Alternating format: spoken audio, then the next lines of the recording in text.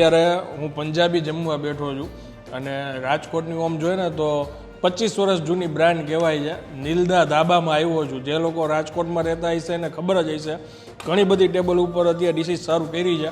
Multi cuisine restaurant છે, પણ અહીંયા છે ને સ્પેશિયલી લોકો પંજાબી જમવા માટે આવે છે.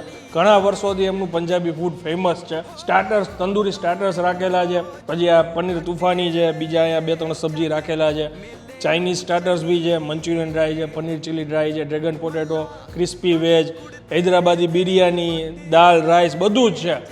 પણ અમે સ્પેશિયલી પંજાબી જમવા આવ્યા છીએ. જે લોકોને પંજાબી ફૂડ પસંદ હોય એના માટે ડેફિનેટલી આ જગ્યાએ આવવા જેવું છે.